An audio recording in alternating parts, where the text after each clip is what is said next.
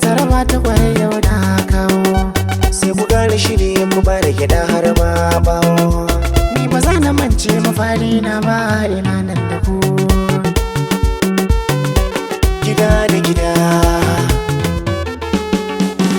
sai mu kula makarantu za ya rike mu samsam bayan la.